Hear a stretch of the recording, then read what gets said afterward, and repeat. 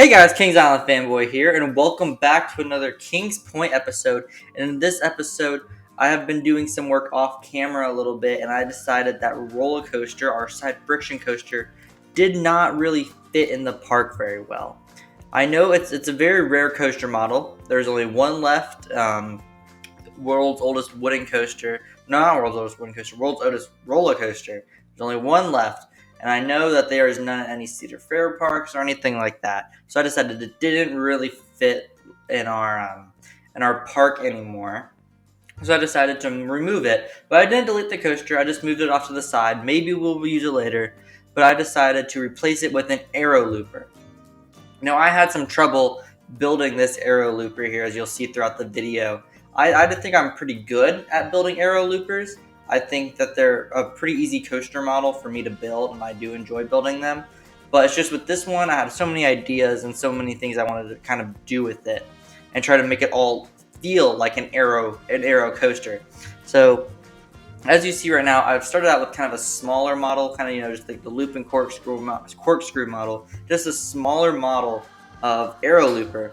You'll see throughout the video, it just gets bigger. Like I decide, well, might as well go big and make just a bigger model custom looper. And I think what I've done so far is pretty good.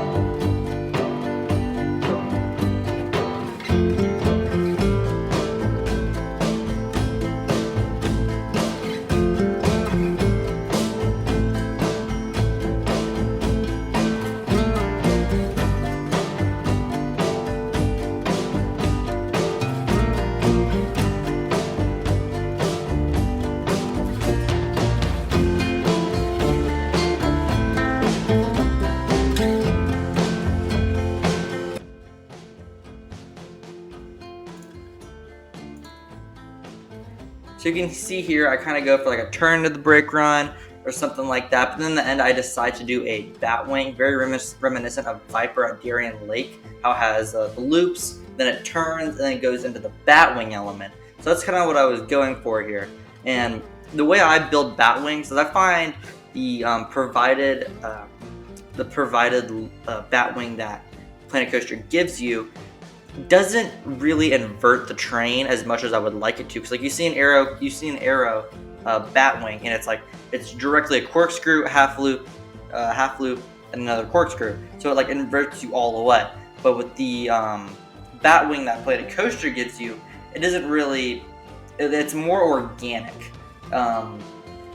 It kind of just banks sharply instead of like going completely upside down. So that's what I want to do with this one. Make sure it goes completely upside down.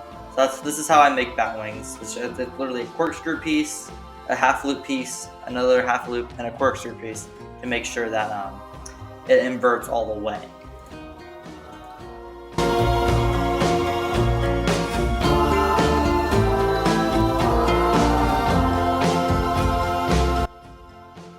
So this is the point along the aero looper process when I decide that I just need to go bigger. Like the small loopers are nice, but I wanted to go bigger. I added more to the lift hill, and we added a little pre-drop, a little reminiscent of Vortex. And then I try to make, I want to make the loops big, like Vortex's loops. I want to make the loops big, but they also have to travel through the loops pretty fast, or has to at least look like it travels through them pretty fast. Like you'll see with a lot of the aero loopers, they don't really slow down at the top of their loops. Like some coasters will slow down at the top of their loops, like Copperhead Strike, to give hang time and stuff. While aero coasters, they just fly right through their loops and produce a lot of forces. So that's what I was kind of trying to mimic, is it just kind of flying through the loop and not really stopping or slowing down through it.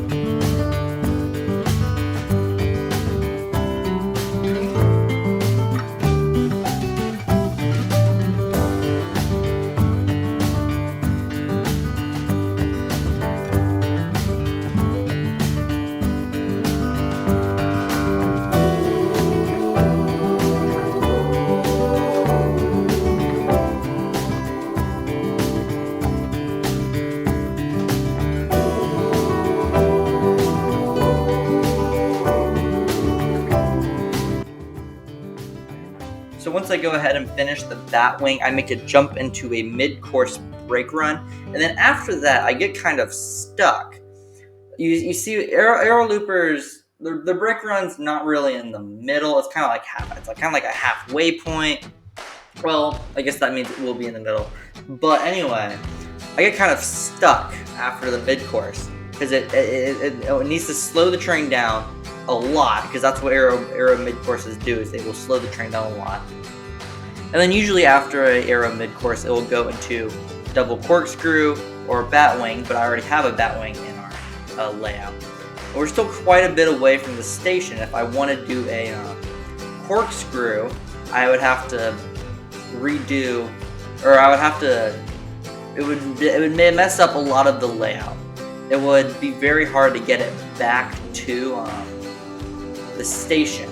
So you can see me for pretty much the rest of this. I'm just trying to struggle to figure out a way where I can get it, where I can fit in 2 more corkscrews and then get it back to the station.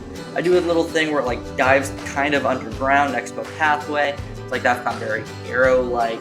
So I'm still working on that. I never did finish the coaster in this episode, so we will be working on that in the next one.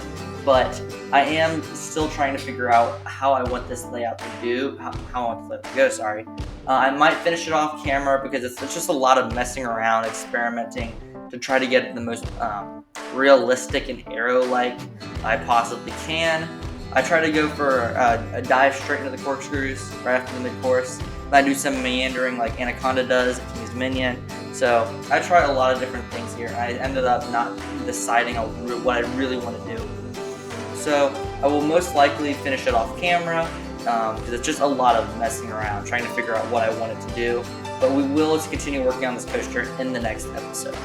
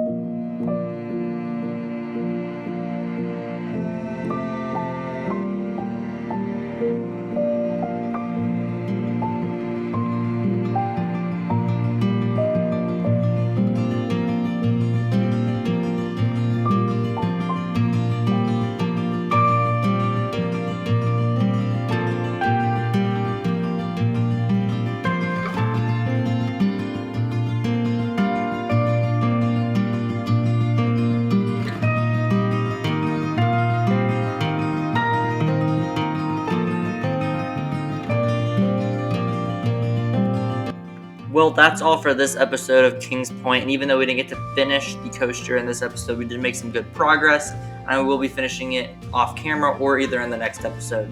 So if you have any ideas how this coaster could finish, or what I could do to make it better, I would love to hear it down in the comments below. Well, again, that's all for this video. I want to thank you all for watching, and I'll see you in the next one. Bye!